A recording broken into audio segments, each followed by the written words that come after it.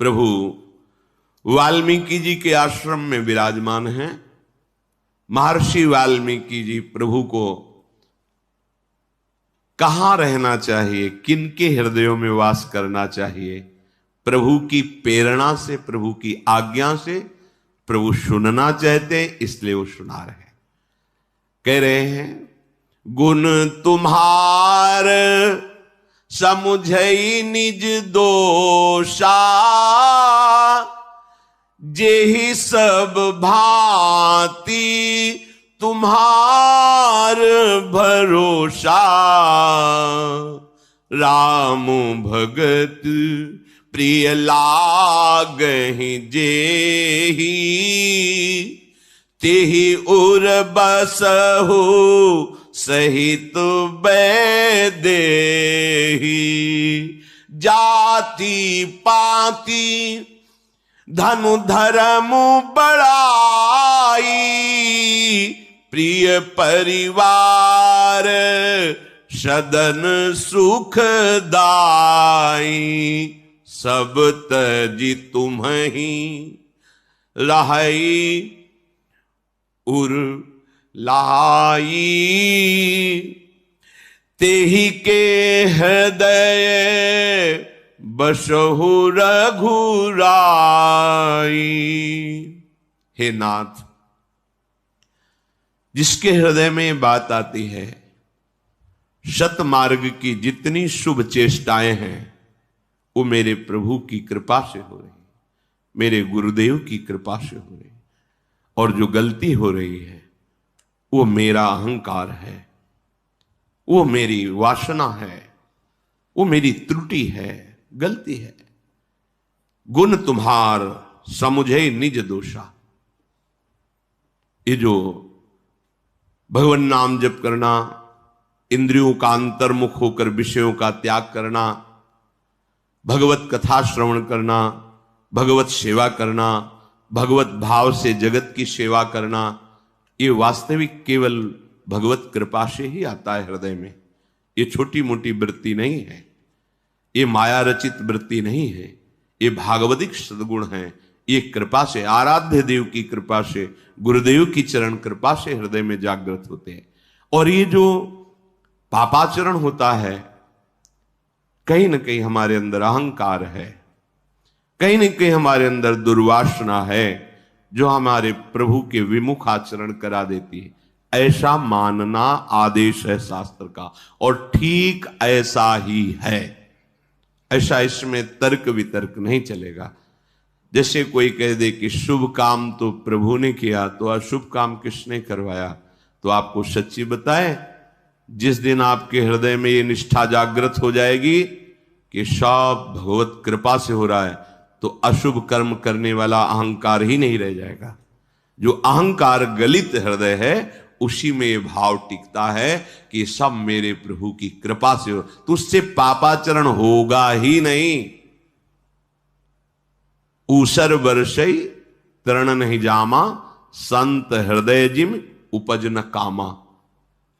जैसे ऊसर में खाद पानी कितना लगा दो, घास नहीं उगने वाली। ऐसे ही चाहे जितना विषय सामग्री आसपास हो, जो भगवत अनुरागी हृदय है, उसमें वेदना विषय भोगने की नहीं आ सकती। अगर है तो अभी हमारी अहंकार की देहाभिमान वृत्ति है, अभी हमारे अंदर दोष है, ऐसा समझना चाहिए। गुण तुम्हार समुझे निज दो, इससे क्या होगा?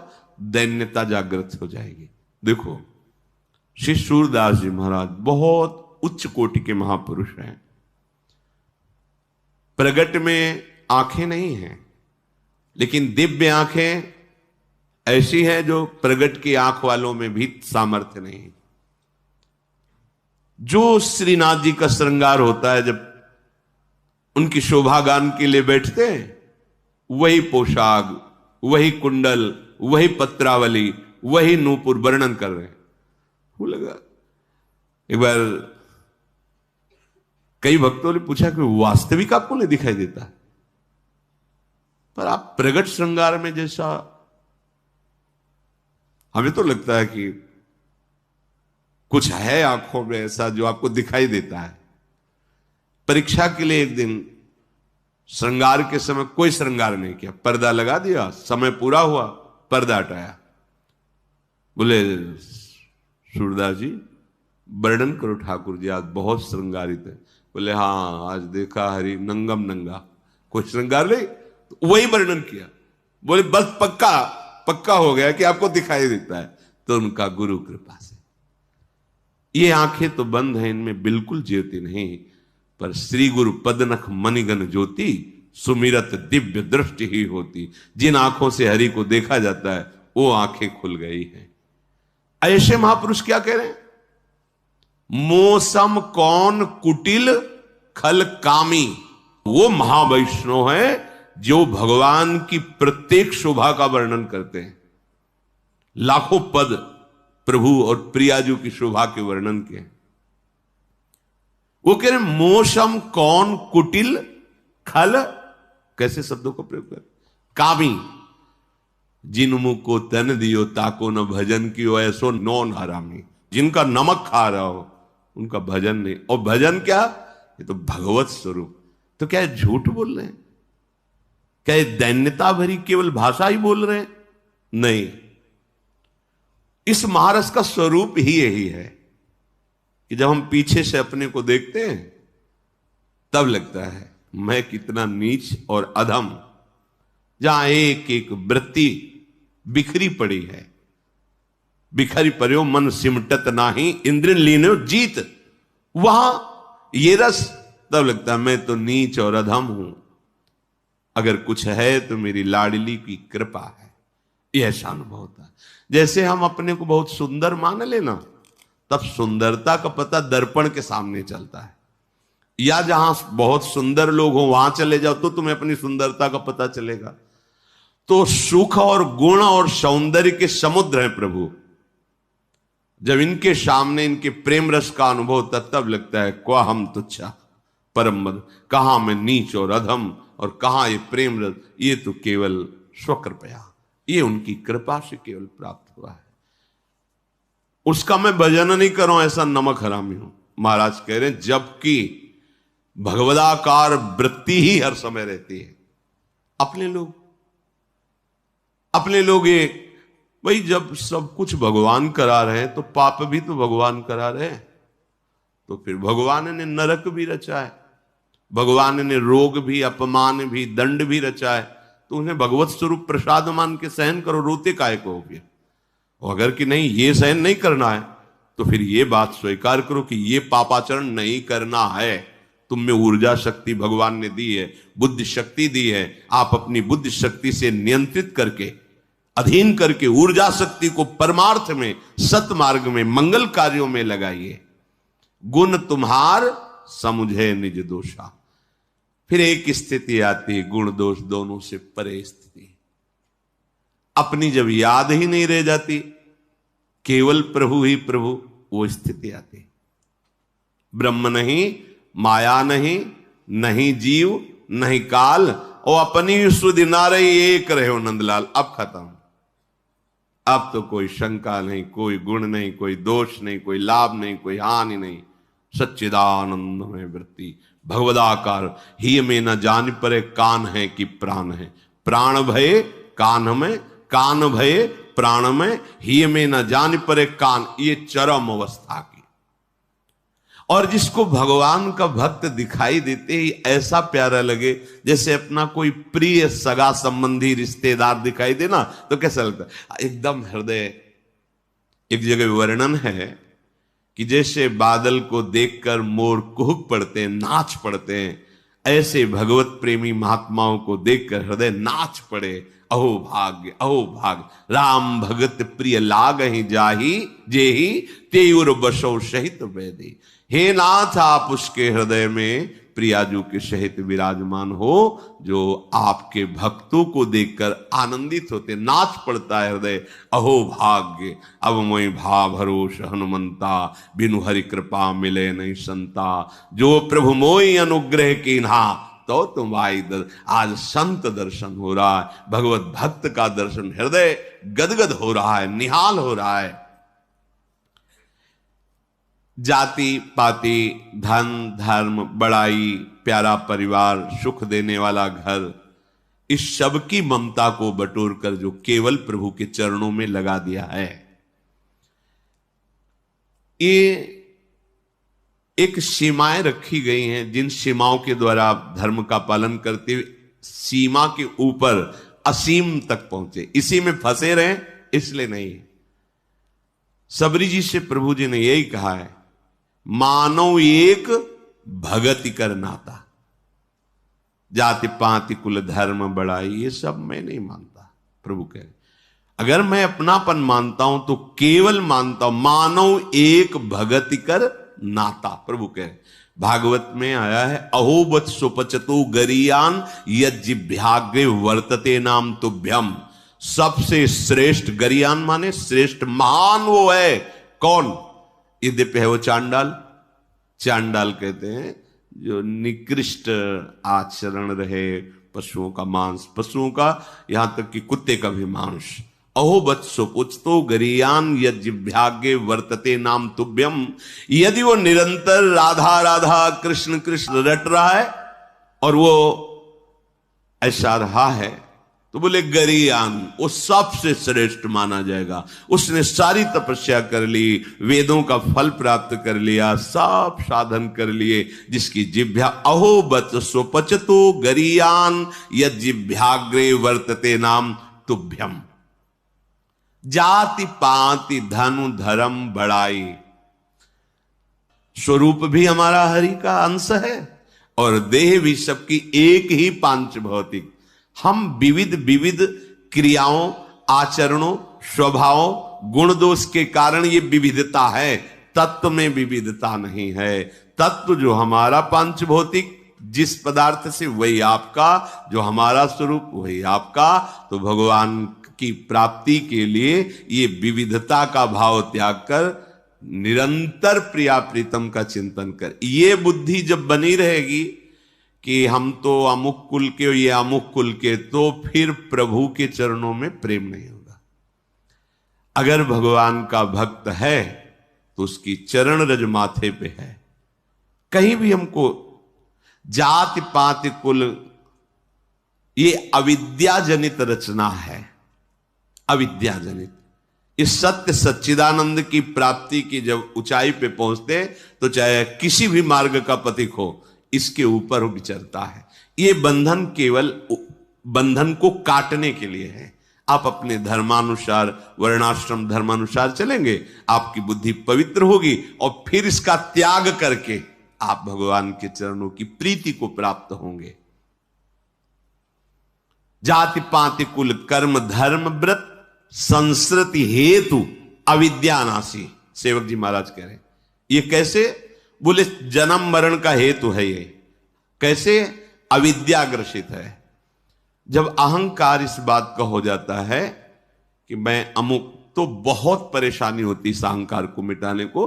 हमने देखा है, बड़े बुजुर्गों में देखा है कि वो जो बैठ गया कि मैं अमुक, तो वो भूल गया असलियत को कि मैं कौन हूं, और देह जहां जन्मा उसी अहंकार में इतना कि बड़ा अपराध कर बैठते हैं। तो जो जाति पाति धनु धर्म बड़ाई, प्रिय परिवार सदन सुखदाई, सब तजी तुम्हें राहे उर लाई। हम कौन हैं? हम हरि के जन हैं, बस और कुछ नहीं। हमारा परिचय क्या है? हम हरि के जन हैं। हमारा परिचय क्या है? हम प्रियालाल के, बस इसके आगे कोई परिचय नहीं। वैसे भी जो जितने शरणागत प्रभु सब अच्युत कुल गोत्री हैं, जैसे अपने लोग कहते हैं श्री हरिवंश सुगोत कुल देव जाति हरिवंश, हा हरि रा राधा व वृंदावन सा सहचरी। सहचरियों के मध्य में वृंदावन धाम में विराजमान प्रिया प्रीतम, यही हमारे कुल हैं, ये हमारे गोत्र हैं, ये हमारी सिद्धि है, ये हमारी साधना है, यही हमारे जीवन है। ये परिचय है भक्त का।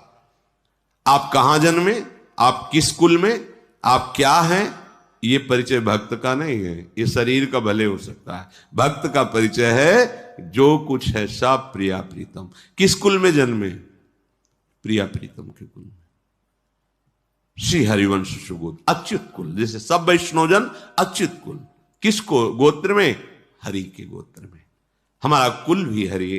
वैसे भी मूल में आओ, सबके मूल हरि है, हरि से ही सब प्रकट हुआ है, अंश भी और ये भी जो परापरा प्रकृति है ये सब हरि स्वरूप ही है।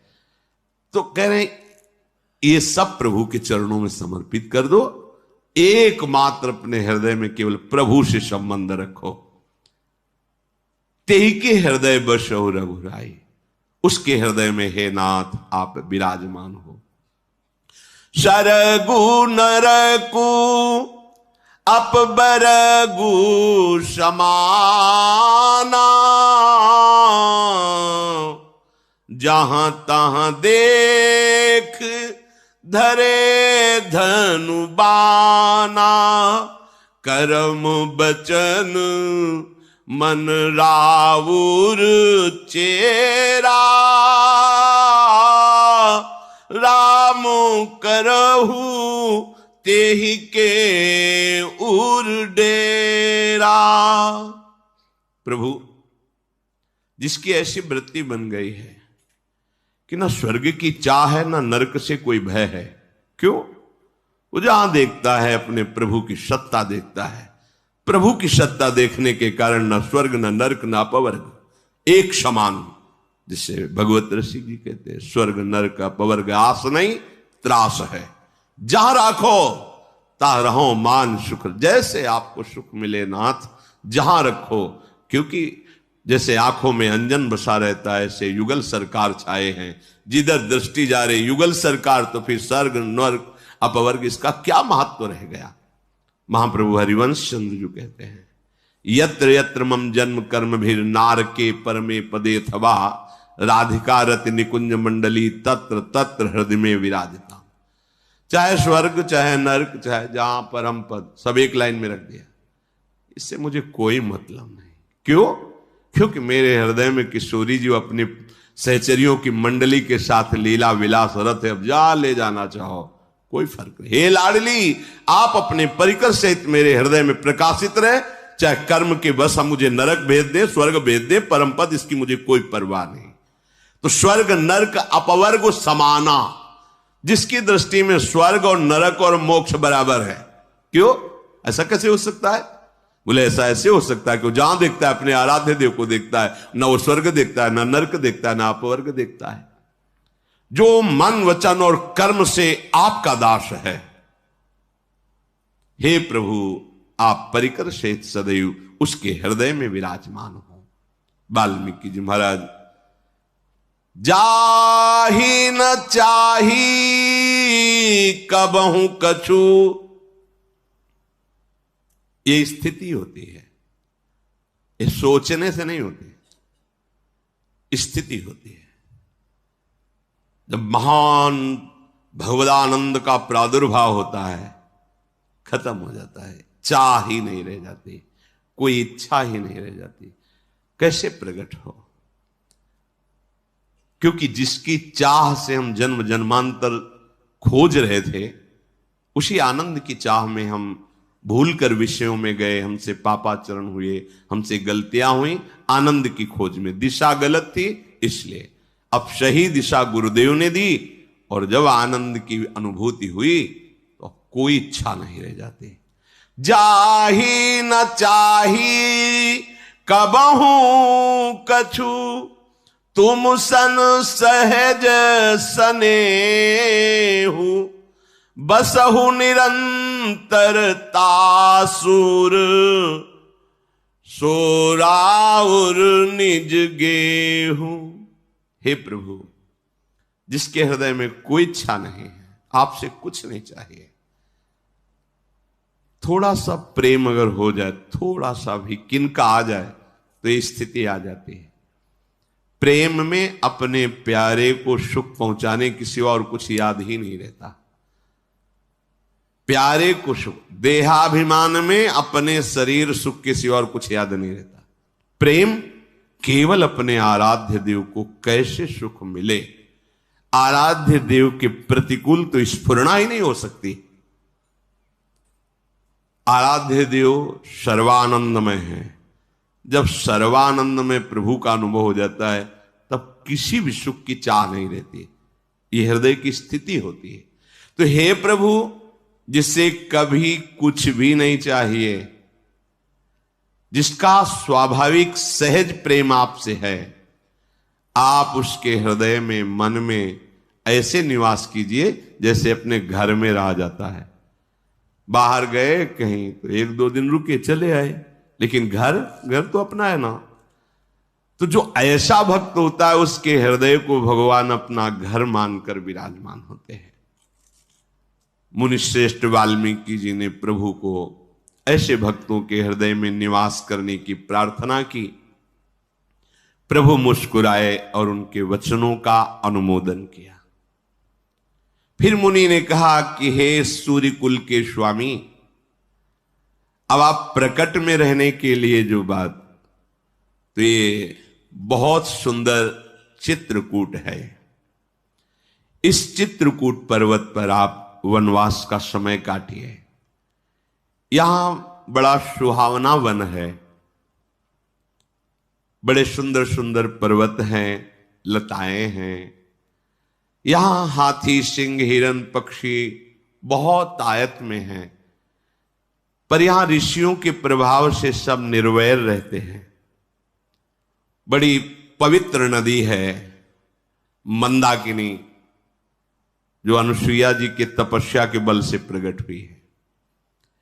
एक समय महाराज अत्रि जी समाधि से बाह्य दशा को प्राप्त हुए और कहा जल। उस समय जल की बड़ा अभाव वृत्ति थी, वर्षा भी नहीं हुआ था, कोई सरोवर में भी जल नहीं था, कोई कूप आदि भी नहीं। स्वामी ने जल मांगा है। वो पातिव्रत धर्म से महान शक्ति को प्राप्त अनुसुईया जी, तत्काल पृथ्वी में से कुशा धारा निकल पड़ी, पाताल गंगा की, मंदाकिनी, अलकनंदा आकाश गंगा, और भागीरथी ये पृथ्वी में, भूतल गंगा का नाम जाह्नवी, भागीरथी गंगा। नीचे जो 3 धाराएं गई थी, ऊपर जो अलकनंदा, नीचे जो मंदाकिनी, पाताल गंगा का प्रादुर्भाव वहीं आश्रम से ही प्रवाहित है चित्रकूट में। और वो अनुसुईया जी के पातिव्रत धर्म के तप का आज भी प्रभाव दिखाई दे रहा है कि वो सहज स्वाभाविक मंदाकिनी जी, बड़ा परम पावन जल है, बड़ी अद्भुत शोभा चित्रकूट के है, मन लुभायमान हो जाता है। भगवान ने प्रशंसा करते ही अनुसुईया जी के पातिव्रत धर्म की, तप बल की महिमा बताई। मंदाकिनी गंगा नाम है, पाप रूपी जितने भी हैं उनको सबको नष्ट करने के लिए महान विकराल रूप है मंदाकिनी। अर्थात मंदाकिनी गंगा का आचमन, अवगाहन पापों का नाश करने वाला है। और बड़े अत्रि जैसे महापुरुष यहां विराजमान हैं। वाल्मीकि जी ने बताया, जो योग, तपस्या और जप के द्वारा अपने इंद्रियों को परम पावन करके अधीन किए हुए हैं। हे श्री राम, आप सबकी तपस्या को सफल करने के लिए, पर्वत श्रेष्ठ चित्रकूट को गौरव प्रदान करने के लिए आप यहां विराजमान हुए। महर्षि वाल्मीकि जी ने चित्रकूट की बड़ी महिमा बखान की। तब सीता सहित राम लखन जी ने श्रेष्ठ गंगा नदी मंदाकिनी में स्नान किया और कहा बहुत सुंदर शोभा है, अब यहीं कहीं ठहरने की व्यवस्था करो। लक्ष्मण जी ने पैश्वनी नदी के उत्तर के ऊंचे किनारे को देखा और उस स्थान में कुटिया बनाने की सोची। लता पता घास फूस से जो कुटिया बनती है, जे ही सोचा तो विश्वकर्मा जी और बड़े बड़े देवता कोल भीलों का रूप धारण करके आ गए और कहा, प्रभु जंगल में फूस की झोपड़ी बनाने में हम लोग बड़े कुशल हैं, यदि आज्ञा हो तो मेरा सौभाग्य हो गया, मैं निर्माण कर दूं। प्रभु ने देखा कि कोल भीलों के रूप में तो साक्षात विश्वकर्मा, देवराज इंद्र, ये बड़े बड़े लोकपाल आए हैं। मुस्कुरा करके अनुमति दे दी। सुंदर सुंदर घास, पत्ते, कुश, इनसे ऐसी कुटिया का निर्माण किया मानो स्वयं कामदेव ने अपने हाथों से, बहुत ही श्रृंगारपूर्ण। और सौरभ आ रही थी, लताओं की ऐसी ऐसी सुंदर वस्तुएं जिससे सुगंध आ रही थी। स्वाभाविक सौरभ से सुवासित कुटिया, और 2 कुटिया बनाई, एक सियाराम जी के लिए और एक लखनलाल जी के लिए। उस समय जब बड़े बड़े नाग किन्नर दिक्पाल देवताओं को ये पता चला कि कुटिया बन गई है, प्रभु चित्रकूट में विराजमान है, तो कोई वेश बदल कर, कोई साक्षात रूप में आकर के प्रभु के दर्शन करके नेत्रों का लाभ लेते हैं। फूलों की पुष्पांजलि चरणों में अर्पित करके कहते, हे नाथ, आज आपके दर्शन से हम सनाथ हो गए। बड़े बड़े ऋषि मुनियों को जब पता चला कि हमारी तपस्या का फल साक्षात प्रभु श्री हरि अब यहीं चित्रकूट में विराजमान होंगे, नाचते हुए, कीर्तन करते हुए मुदित मुनियों की मंडली आकर के सियाराम लखन के रूप का पान करते हैं और साष्टांग दंडवत करते हैं। प्रभु किसी को देखकर, किसी को हाथ जोड़कर, किसी को गले लगा करके उनको संतुष्ट करते हैं। जैसी जिसकी भावना वैसा सुख प्रदान कर रहे हैं। जथा जोग सन्मानी प्रभु विदा किए मुनि वृंद, करहि जोग जप जाग तब निज आश्रमनि सुछंद। अब कोई भय नहीं रहा निशाचरों का, साफ स्वच्छंद होकर के खूब जप यज्ञ और नाना प्रकार के भागवती का अनुष्ठान लेकर ऋषि लोग आनंदित होकर चित्रकूट में विराजमान हैं। जब वास्तविक जो वहां कोल की रात कोल भील रह रहे थे, उनको जब पता चला कि ऋषि मंडली प्रभु के दर्शन के, उनके भी मन में आया, देखिए कैसे है प्रभु, कोई कंद, कोई मूल और कोई दोना में जल भर के, मंदाकिनी का जल भर करके, क्योंकि भेंट लेकर जाना चाहिए आराध्य देव गुरुदेव, उनके चरणों में चल रहे। उनके हृदय में इतनी दैन्यता है कि क्या प्रभु हमसे बात करेंगे? हम लोग तो कोल भील की रात है, क्या प्रभु हमारा लेकर के जल पान करेंगे, ये फल खाएंगे? तो जो पहले प्रभु की महिमा देख सुन चुके थे वो ढांढस बंधाते हैं, बड़ा कोमल स्वभाव है। प्रभु किसी से भी सहज में प्यार से ही उनके हृदय में साहस बढ़ता है। वो सब आते हैं, सामने भेंट रखते हैं, जैसा भाव आता है वैसे प्रणाम कर रहे हैं। प्रभु उनसे ऐसे मिलते हैं जैसे घर के परिवार के जनों से मिला जाता है। वो तो चित्रलेखे से रह जाते हैं। प्रभु का स्वभाव, प्रभु की प्रेम मुद्रा, प्रभु का वो रूप, परमानंद में निमग्न हो जाते हैं। उनके आंखों से अश्रु बहता है। प्रभु सबको बहुत प्रेम भरे वचनों से सम्मान देते हैं, बार बार जोहार करते हैं। जो कोल की रात भील जन आए हैं, वो प्रभु की ऐसी प्रियता देख करके, अब हम नाथ सनाथ सब भय देखी प्रभु पाए, भाग हमारे आगमनु राउर कोशल राय। नाथ, वैसे तो हम सब अनाथ जंगली हैं, पर आज हम कह सकते हैं कि हम सनाथ हुए क्योंकि आपके दर्शन पाए। हे कौशल नरेश प्रभु राम, आज हमारे भाग्य खुल गए क्योंकि आपका शुभागमन हुआ। और हम जंगली कोल भील कहां आपके दर्शन पाते। प्रभु, यद्यपि हमें ज्ञान नहीं कि कैसे स्तुति करें आपकी, पर धन्य भूमि बन पंथ पहारा, जहां जहां नाथ पाऊं तुम धारा। धन्य बिहग मृग कानन चारी, सफल जन्म भय तुम्हें ही निहारी। हम सब धन्य सहित परिवारा, दीख दरस भरी नयन तुम्हारा। प्रभु जहां जहां आपके श्री चरण पड़ते हो भूमि धन्य हो गई, वो वन, वो मार्ग, वो पहाड़, ये सब धन्य हो गए। प्रभु जहां जहां आपके पशु पक्षियों ने दर्शन किए सब परम पद के अधिकारी हो गए, उनका जन्म लेना सफल हो गया। आज हम कोल की रात भील सब परिवार सहित धन्य हो गए, क्योंकि नेत्र भर के आपका दर्शन पाए। प्रभु यहां सब ऋतुएं हर समय आपको सुख पहुंचाएंगे, और हम लोग बड़े प्रवीण हैं जंगल में रहने में, तो किसी भी तरह की कोई भी कष्टवृत्ति आपको स्पर्श नहीं कर पाएगी। और जहां आप वन विहार के लिए चलेंगे तो आगे आगे हम होंगे, आपको बताएंगे कहां से मार्ग है, कैसे मार्ग है। प्रभु यहाँ के सुंदर सुंदर सरोवर, झरने, लताएं और जितनी भी सुख सामग्रियां सबका हम परिचय कराएंगे। प्रभु हमें आज्ञा कीजिए कि हम आपकी सेवा में रहें।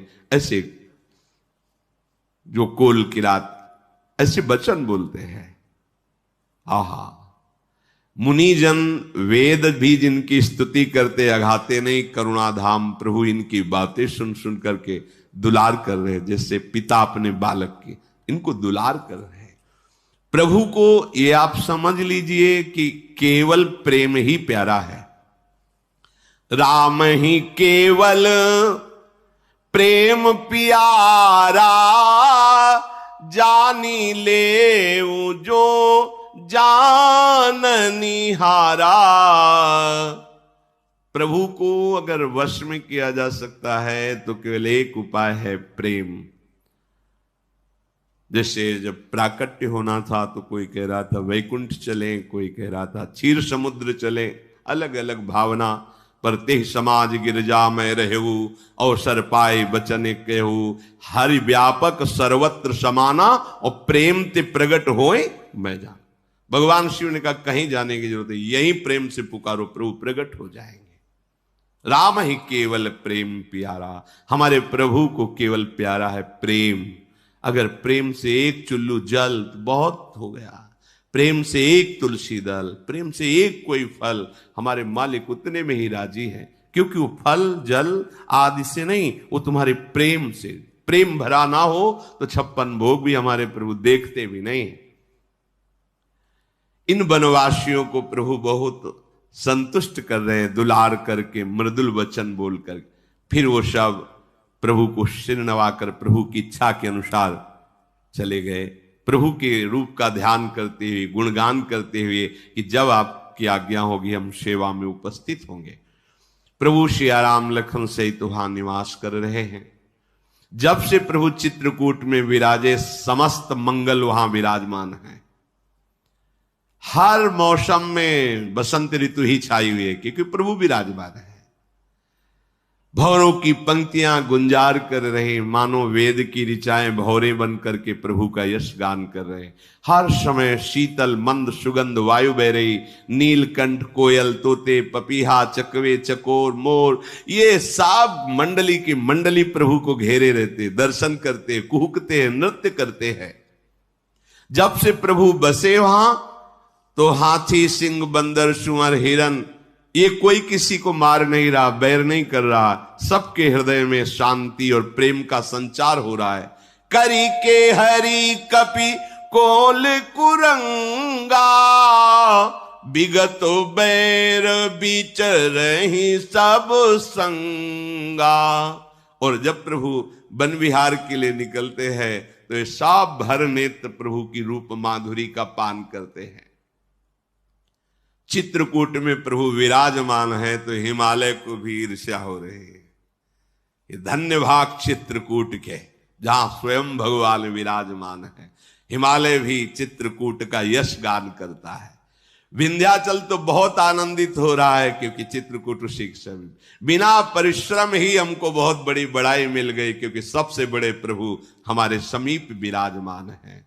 सारे के सारे सरोवर, समुद्र, नदी, नद सब मंदाकिनी की बड़ाई करते हैं, क्योंकि रोज प्रभु जलपान करते हैं, स्नान करते हैं।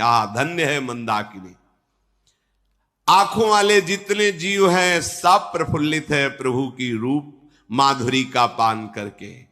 वहां की भूमि फूली नहीं समा रही, क्योंकि प्रभु के चरण चिन्हों से युक्त है। वन स्वाभाविक सुंदरता, मंगलमयता, पवित्रता, सुगंध फैलाए हुए है। आज प्रभु चित्रकूट में विराजमान हैं, तो इससे बड़ा सुख त्रिभुवन में किसी को नहीं जितना चित्रकूट को है। लखनलाल बहुत सावधान होकर प्रभु की सेवा में है। सेवहि लखन करम मन बानी, जाए न सील स्नेह बखानी। लक्ष्मण जी मन से, वचन से, कर्म से आराध्य देव प्रभु सियाराम की सेवा में मगन है। और सीता जी को तो क्षण क्षण परमानंद की प्राप्ति हो रही प्रभु के साथ। ऐसा नहीं कि इनको ये लग रहा है मैं अयोध्या से अलग हूं या जनकपुर की सुख सुविधा से अलग हूं तो प्रभु के साथ बड़ा कष्ट मिल रहा है। नहीं, प्रभु की रूप माधुरी और चरणों की सेवा से सिया जी को प्रतिपल अद्भुत आनंद मिल रहा है। जब अपने स्वामी के साथ साथरी पे शयन करती है तो ऐसा अनुभव होता है कि ना अयोध्या की वैसी सैया है, न जनकपुर में वैसा सैया मिली जैसी प्रभु की समीपता। समझ रहे इसका भाव? अगर प्रभु समीप है, प्रभु का चिंतन है, तो कैसी भी परिस्थिति हो, वो त्रिभुवन में सबसे सुखदायी परिस्थिति होती है जब प्रभु का स्मरण है, प्रभु का सानिध्य है। जो प्रभु के सुमिरन में है वो कुछ भी त्याग सकते हैं। सुमिरत राम ही तजहि जन त्रंसम विषय विलास। भगवान का जो सुमिरन करते हैं, ये जो कहते हैं ना कि मेरा मन नहीं मानता और भोगों में बहुत, आपका सुमिरन कमजोर है। अगर आपका भजन सुमिरन ठीक चल रहा है तो तिनके की तरह त्याग दोगे, कोई भी विषय तुम्हें परास्त नहीं कर सकता।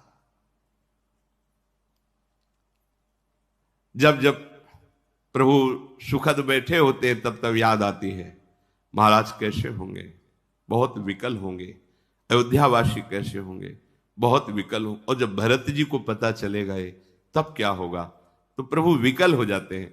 फिर लखनलाल सिया जी समझाती है, राम लखन सीता सहित सोहत परन निकेत। सुंदर पर्णकुटी में सियाराम जी विराजमान है, लखन जी विराजमान है। लक्ष्मण जी का चित्त हर समय कैसे प्रभु को सुख पहुंचाए। जैसे नेत्र की पलक नेत्रों की रक्षा में तत्पर रहती है, से वही लखनु सीय रघुबीर ही। उदाहरण दिया, जिमि अविवेकी पुरुष शरीर ही। जैसे अज्ञानी जीव अपने शरीर को हर समय दुलार करता रहता है, ऐसे लक्ष्मण जी हर समय सियाराम की सेवा में। उनका एक ही उद्देश्य, अद्भुत अद्भुत। 14 वर्ष कभी लेटे नहीं, 14 वर्ष सोए नहीं। हर जब सियाराम जी शयन करे तो वीरासन में बैठे हुए जग रहे। अद्भुत अद्भुत स्वरूप, लखनलाल का अद्भुत स्वरूप। प्रभु वास कर रहे हैं चित्रकूट में। इधर जब निषाद राज को प्रभु ने वापस कर दिया था तो लौट करके आके देखा तो जहां सुमंत्र जी को छोड़ के गए थे वहीं सुमंत्र जी पड़े हैं। हिम्मत ही नहीं हुई अयोध्या तरफ जाने की। ये निषाद राज देखकर बड़ा दुखी हुआ। सुमंत्र जी के मुख से बस निकल रहा हा राम हा राम हा राम। धरती पर पड़े हैं, रथ खड़ा है। प्रभु जब छोड़ के गए तब से अभी तक ऐसे ही है। निषाद को लगा रहे और घोड़े उधर को देख के हिनहिनाते हैं जिधर प्रभु गए हैं। ना घास ना पानी, बस घोड़ों की आंखों से जल बह रहा। सुमंत्र जी पड़े हुए। निषाद तो व्याकुल होकर के सुमंत्र जी को ऐसे गोद में सर उठाया और कहा, आप विषाद छोड़िए, आप बड़े विवेकवान ज्ञानी हैं, आप परमार्थ के रहस्य को जानने वाले हैं। अगर आपकी ऐसी स्थिति होगी तो फिर अयोध्या आप धैर्य धारण कीजिए, बहुत समझा करके सुमंत्र जी को चेतना आए, बैठाला रथ पर, आप बैठिए और आप शीघ्र जाकर अयोध्या में सूचना दीजिए, क्योंकि सब बाट जो रहे हैं आपकी। सुमंत्र जी जब घोड़ों को इशारा करते चलने का तो लौट पड़ते हैं, जिधर राम जी गए उधर देखकर जोर जोर से ही निनाते हैं, आंखों से अश्रु बहा रहे हैं। अगर कोई भी वहां जो निषाद के परिकर में हा राम बोल देता है तो उसकी तरफ घोड़े देखते हैं। देखो पशु ऐसे प्रेम से युक्त हैं अयोध्या के, तो उनके जनों की क्या होगी, क्या दशा होगी।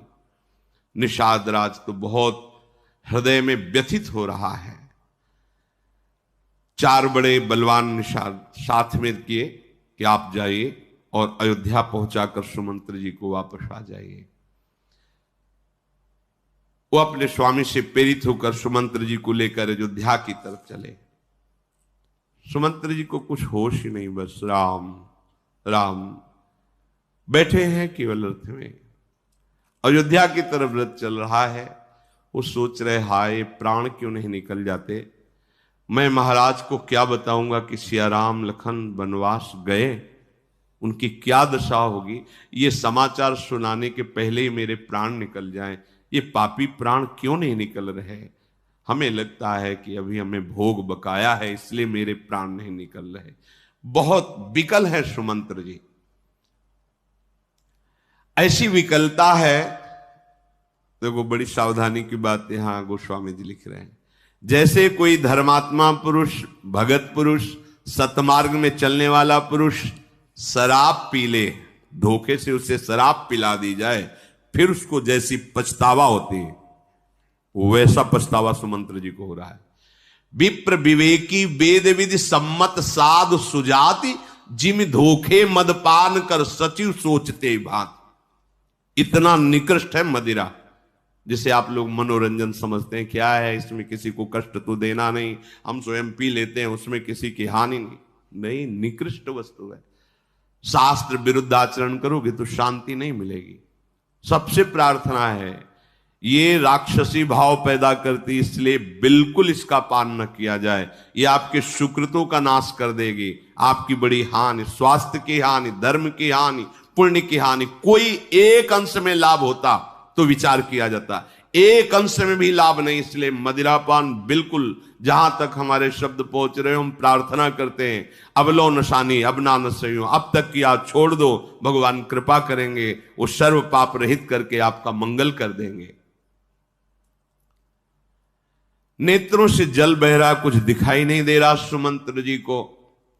ओठ सूख गए हैं, जबान सूख गई, बोलते नहीं बन रहा।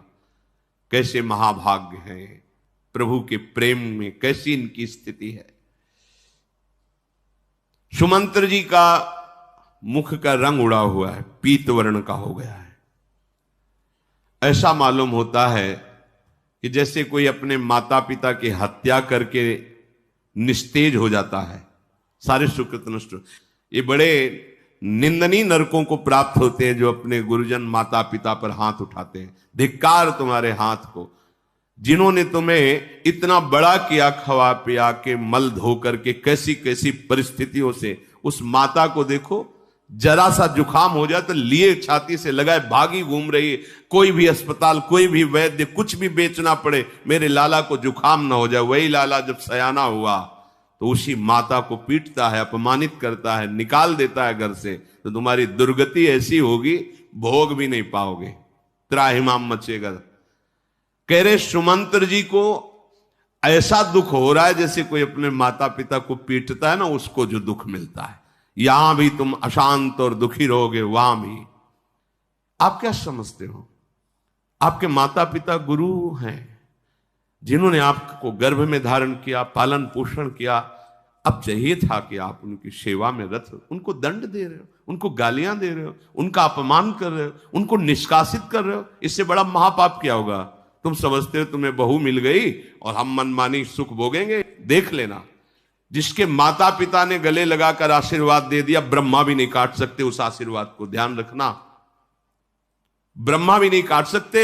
इस बात को समझ लो, माता पिता कोई छोटी मोटी सामर्थ्य नहीं, साक्षात जगत पिता भगवान ही उनके हृदय में बैठे हुए हैं।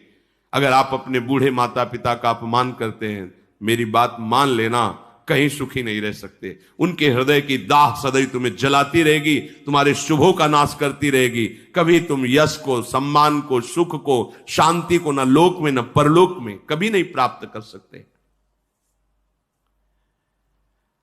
मुख से सुमंत्र जी के कोई वचन नहीं निकल रहा है। बार बार सोच रहे कैसे अयोध्या में प्रवेश करूं। अब वहां प्रवेश करूंगा, लोग पूछेंगे कहां है सियाराम, क्या उत्तर दूंगा। जब कौशल्या जी आएंगी और कहेंगी कि कहां है हमारे राम, और जब महाराज जी पूछेंगे दशरथ जी कहां है राम, क्या हृदय न बिदर्यो पंक जिमी बिछुरत प्रीतम नीरू जानत हो मुहि दीन विधि यहु जातना शरीर। सुमंत्र जी सोच रहे मेरा हृदय क्यों नहीं रुक जाता, अर्थात हृदय फेल क्यों नहीं हो जाता। मुझे लगता है जैसे नरक भोगने के लिए यातना देह मिलता है, उसमें मृत्यु नहीं होती, ऐसे ही मेरी मृत्यु इसलिए नहीं हो रही कि मुझे दुख भोगना है। सुमंत्र जी बहुत व्याकुल हैं। चारों निषाद सुमंत्र जी के पैर पड़ करके कि अब आप अयोध्यापुरी में प्रवेश करें, और वो वहां से वापस हो जाते हैं। ऐसा लग रहा है सुमंत्र जी को कि कैसे अयोध्या में कैसे प्रवेश करें। प्रकाश था तो छुप गए वृक्षों की आड़ में। जब अंधेरा हुआ, रात्रि आई, तब धीरे धीरे रथ अयोध्या की तरफ ले गए और दरवाजे पर चुपके से रथ खड़ा करके महल में प्रवेश किया। लोगों ने सुना कि राजद्वार पर रथ आया है, भाग पड़े अयोध्यावासी, आगे सिया राम। कैसा प्रेम। जब कोई उनको बताता है नहीं रथ तो हमने खाली देखा, केवल सुमंत हा राम, मूर्छित होकर गिर जाते हैं। जैसे मछलियां जल से अलग कर दिया तड़पती, ऐसे पूरे अयोध्यावासी महल के दरवाजे में मूर्छित तड़प रहे हैं। जब कोई ये कहता है कि खाली रथ आया है, केवल सुमंत्र जी अंदर गए हैं, वो भी बहुत उनकी विषाद युक्त दशा है। पूरे नर नारी सब व्याकुल।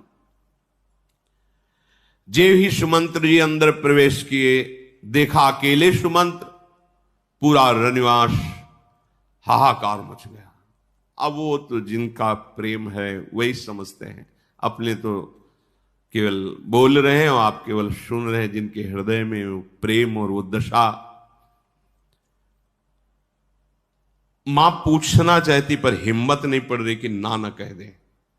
कहां है राम, तो कह देंगे कि नहीं आए राम। ये हिम्मत जबकि देख रहे हैं।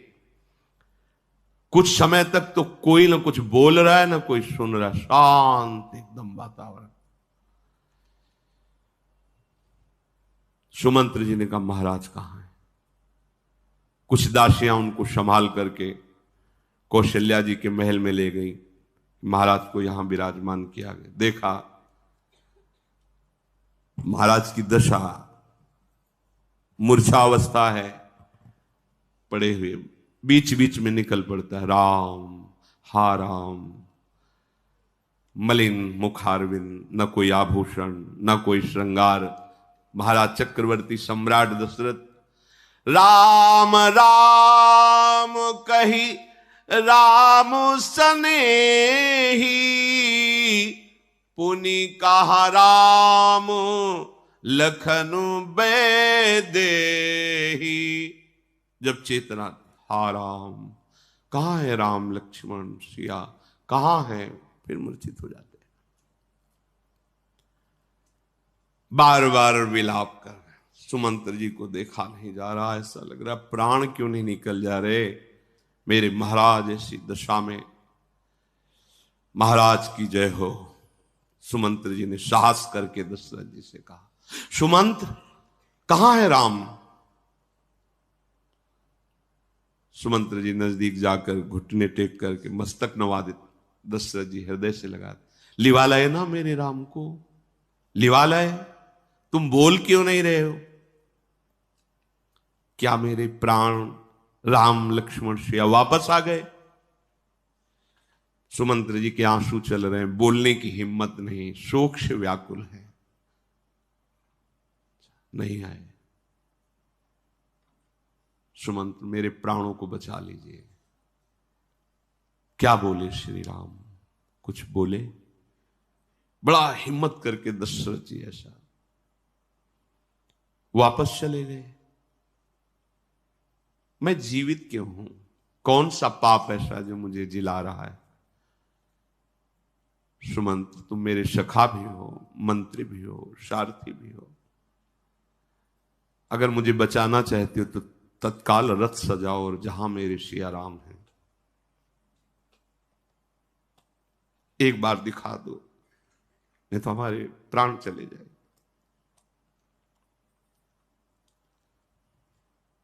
सुमंत्र जी बार बार महाराज को हृदय से, महाराज धैर्य धारण करो, ये पूरी प्रजा आपके भरोसे है, अगर आप, तो फिर प्रजा कैसे जीवित रहेगी? महाराज आप ज्ञानी हैं, साधु समाज का सेवन किया है, आप धैर्यवान हैं,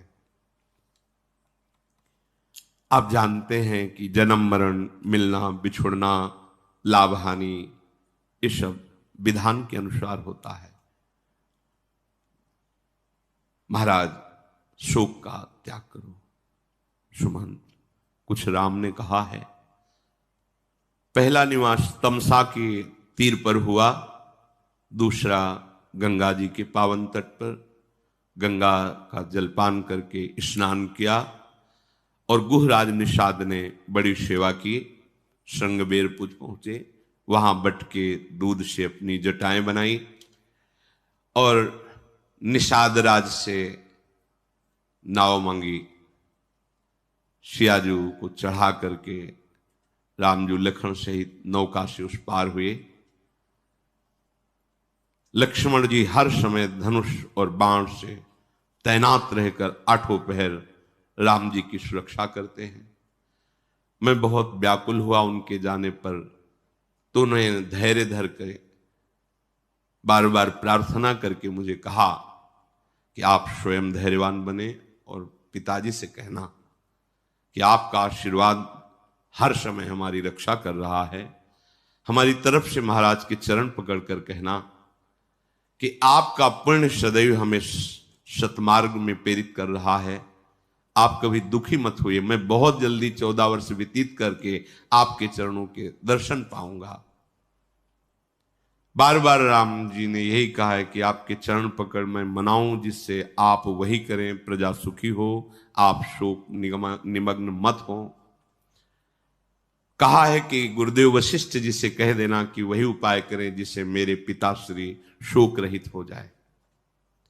मेरे से यही कहा है कि पूर्ववासियों को सुख प्रदान करना, वो मेरे जो विरह में है वो विरह उनको ना व्यापे, ऐसी बातें बताना। यद्यपि लक्ष्मण जी को थोड़ा रोष आ गया था, पर राम जी ने हमारा हाथ पकड़कर शपथ दिलाई कि ये बात पिताजी को मत कहना। सियाजू कुछ कहना चाहती थी पर प्रेम विवश होकर अश्रु प्रवाह करती रही, कुछ कह नहीं पाई। बस उसी समय प्रभु आगे बढ़ गए और मैं भाग्यहीन ऐसे आपके सामने आया। सुमंत्र के वचन सुनते ही धाम से महाराज दशरथ जी फिर मूर्छित। राम,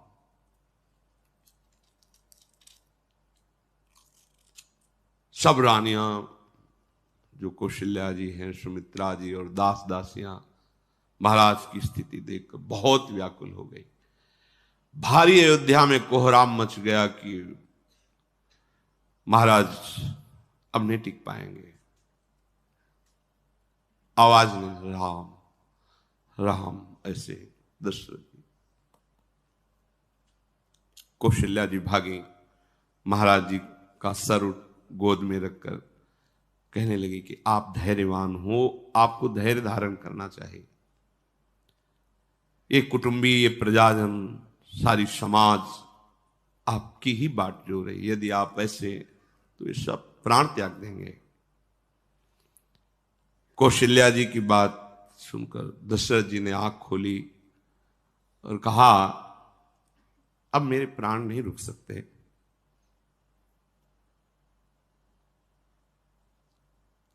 धरी धीरज उठी बैठ भुआलू, कहो सुमंत्र कहाँ राम कृपालु, कहाँ लखन कहाँ राम सनेही, कहाँ प्रिय पुत्र बधू वैदेही। सुमंत कहाँ है राम, कहाँ है लखन, कहाँ है श्री। कौशल्या जी का महाराज धैर्य धारण, बोले आज तक एक बात छुपाई थी, अब वो तुम्हें बात बता रहा हूं, मैं नहीं बचूंगा, मुझे श्राप है। श्रवण कुमार के माता पिता का मुझे शाप है, मेरे जाने का समय आ गया। तापस अंध शाप शुधियाई, कौशल्या सब कथा। अब तुम्हारे समझाने से हमारे प्राण नहीं रुकेंगे, क्योंकि मुझसे एक भयानक गलती हो गई थी। महाराज दशरथ जी को शब्द वेदी बाण संधान करने का अभ्यास था। श्रवण कुमार अपने माता पिता को कांवर पे सदैव लेकर तीर्थ यात्रा कराते रहते थे।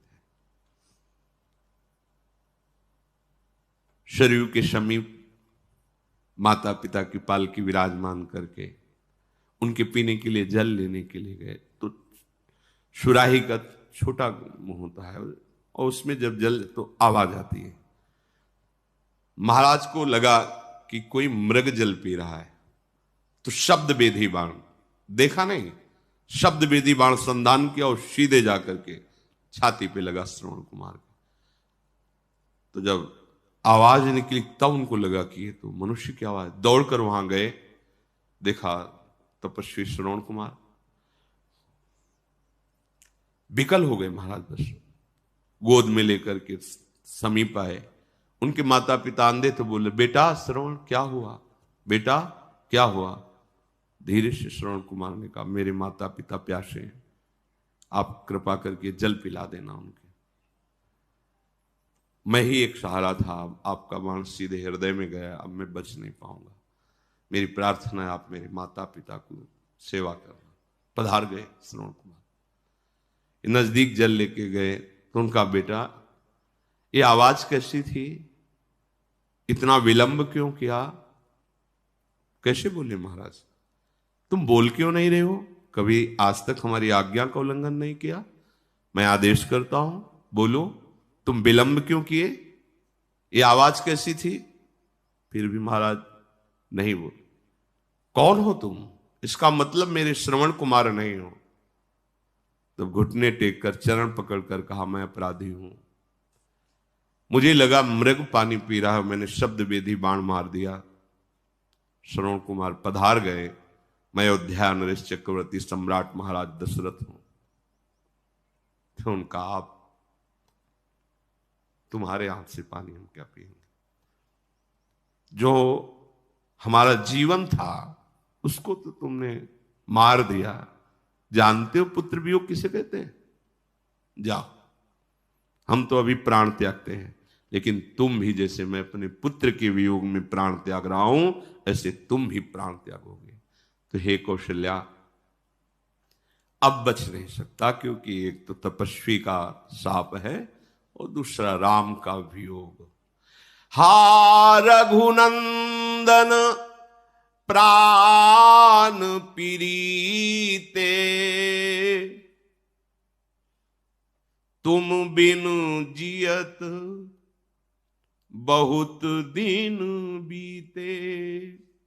हा जानकी लखन हा रघुबर, हा पितुहित चित चातक जलधर।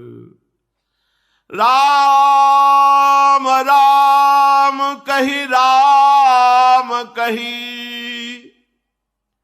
राम राम कही राम।